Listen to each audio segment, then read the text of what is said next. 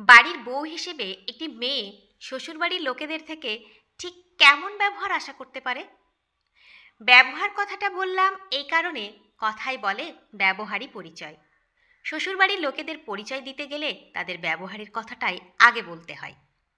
আমার বান্ধবী সুমনা সেদিন আমাদের বাড়িতে এসেছিল। সুমনাও আমার মতোই প্রাইমারি স্কুলেই চাকরি করে। আমি সুমনার সাথে আমার শাশুড়ির পরিচয় করিয়ে দিলাম। আমার শাশুড়ি সুমনাকে জিজ্ঞেস করলো, বাড়িতে রান্নাবান্না কে করে তাহলে? সুমনা বলল, আমি নিজেই করি। শাশুড়ি কিছু করে না? না না, আমি করতে দিই না, উনি করতে যান, আমি নিজে থেকেই বারণ করি।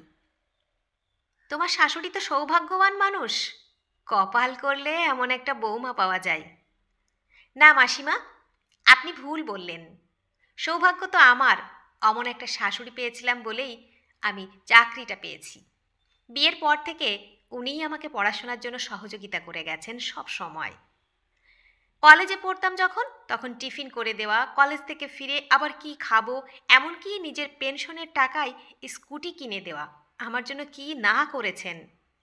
আজ সেই মানুষটার জন্য আমাকে তো করতেই হবে। আমি ভাগ্য করে অমন একটা শাশুড়ি পেয়েছি। সুমনার কথা শুনে আমার শাশুড়ি আর একটি কথাও বলেননি। তবে সুমনা সত্যিই ভাগ্যবতী। সব মেয়ে কি সুমনার শ্বশুরবাড়ির মতো এত ভালো মানুষদের পায়? আমিও চাকরি করি, নিজের কথা একটু বলি। চাকরি পাওয়ার পর শাশুড়ি মাকে জিজ্ঞেস করেছিলাম, আমি চাকরি পাওয়াতে আপনি খুশি তো? আমার কথাটা শুনে কিছুক্ষণ চুপ থেকে উনি বলেছিলেন, ওই তো প্রাইমারি স্কুলের একটা চাকরি, রতনদার বাড়িতে কাজ করে। ঝুমাকে চেনো তো? ওই ঝুমার মেয়ে টগরও প্রাইমারি স্কুলে চাকরি পেয়েছে শুনলাম। প্রাইমারি স্কুলে চাকরি পাওয়াটা আর এমন কি, হাই স্কুলে তো পাওনি। আমাদের বিথিকা ইংলিশে এমএ, চাকরির পরীক্ষা দিলেই চাকরি পেয়ে যাবে, কিন্তু চাকরি করার ইচ্ছে নেই ওর। তুমি ইতিহাস না পড়ে ইংলিশ পড়লে না কেন? যদিও ইতিহাসের থেকে ইংলিশটা বেশ কঠিন। আমার চাকরি পাওয়ার আনন্দটা আমার শাশুড়ি মা প্রকাশ করলেন ঠিক এইভাবে।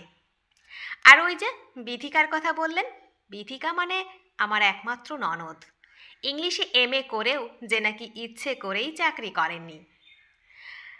আসলে আমি যাই করি না কেন, তুলনাটা কারো না কারো সাথেই চলে।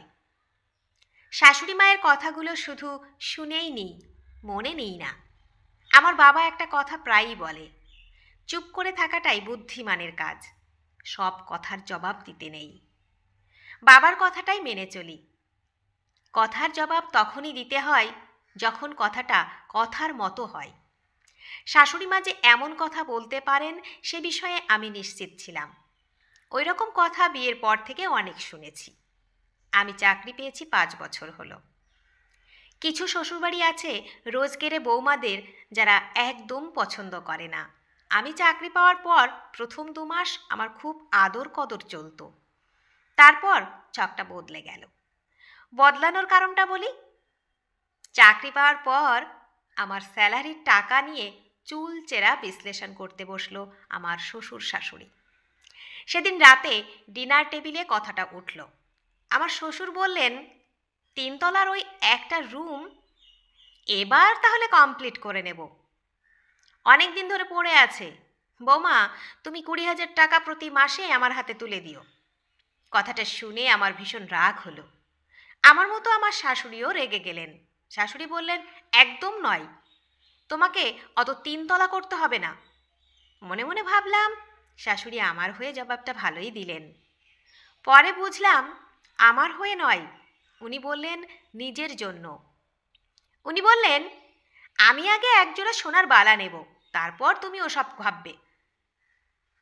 বৌমা, তুমি এক কাজ করো, 20,000 করে আমার হাতে তুলে দিও।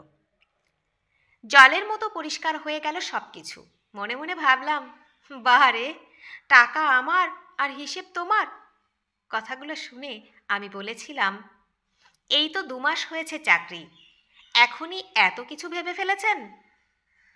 এমন কথাতেই আমি আবার পুরানো ছকে ফিরে গেলাম। সেই পুনো মুশিক ভব, ঠিক আগে যেভাবে ব্যবহার পেতাম ঠিক তেমনই চলতে লাগলো। চাকরি পাওয়ার পর থেকে আমার ভুল ত্রুটিগুলো যেন ওনাদের চোখে বেশি করেই পড়তে লাগলো।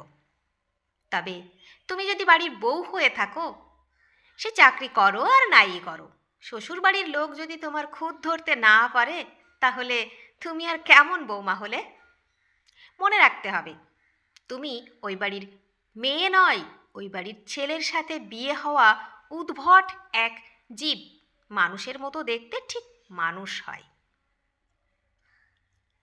বাড়ির মেয়ে যা যা করতে পারে, বাড়ির বউ কিন্তু অনেক কিছুই পারবে না। চাকরি পাওয়ার পর চুড়িদার পরে স্কুলে যেতে লাগলাম। শাশুড়ি বললেন, চুড়িদার চুড়িদার পরে স্কুলে যাচ্ছ? তোমাকে স্কুলে কিছু বলে না? আমার বৌদির মেজ বোনও তো চাকরি করতো, কখনো বাবা দেখিনি চুড়িদার পরে গেছে। তাছাড়া তুমি বউ মানুষ, শাড়ি পরে যাওয়াটাই ভালো। এদিকে আমার ননদ যখন শ্বশুর বাড়ি থেকে চুড়িদার পরে বাপের বাড়িতে আসে, আমার শাশুড়িই বলেন, শাড়ি পরে লটর পটর করার থেকে চুড়িদার পরাই ভালো। ননদ নাইটি পরে বাড়িতে থাকলে দোষের হয় না, বৌমার নাইটি পরাটা দোষের। শ্বশুরের সামনে নাইটি পরে থাকলে সেটা অসভ্যতা। খুদ একটা বের করতেই হবে, এই আর কি। বিয়ের পর একদিন মাংস রান্না করছি। আমার মা যেমন করে রান্না করে তেমন করেই শিখেছি।